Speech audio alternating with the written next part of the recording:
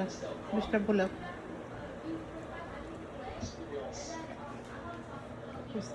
যাবি যারা চলে আসো, ফুচকা রেডি।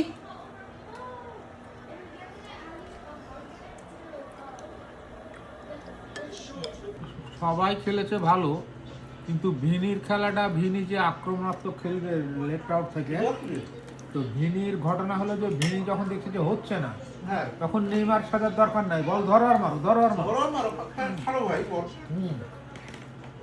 ওর কাছ থেকে যতবার বল লেগে যেতে লেগেছে ততবারই খাইলি। সব সময় ভিনিকে তিনটা প্লেয়ার ঘিরে রেখেছে। এটাই তো বলছি যে স্ট্র্যাটেজি চেঞ্জ কর ভাই। তো ভিনিকে চেঞ্জ করতে হবে না? এটা আবার যদি নেইমার হতো, হ্যাঁ সাথে সাথে চেঞ্জ। ওরে মা,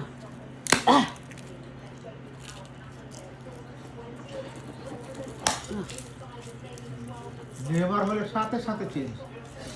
আজকে না ম্যাচটা বুঝে দিতে কি করছো তুমি? আজকে কুড়িয়ে বুঝে খা। দিতে নেইমার কতটা ইম্পর্টেন্ট করে দিল। নেইমার তো পরে ইয়ে করছিল, লাফালাফি করছিল। আচ্ছা কয়টা গ্রুপ?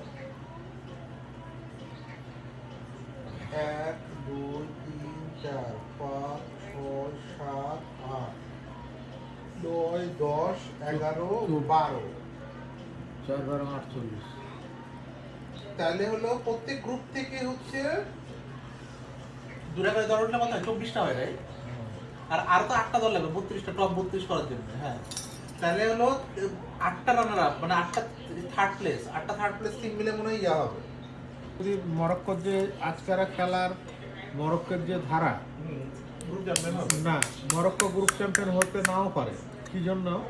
যে মরক্কো আজকে ব্রাজিলের সাথে যেটা খেললো, হ্যাঁ সেটা প্রথমার্ধ খেলেছে ভালো, এবং প্রথমার্ধকে একেবারে মানে ব্রাজিলের সুযোগই দেয়। টিম স্পিরিট যা ছিল, হ্যাঁ কিন্তু পরে ড্রপ করেছে।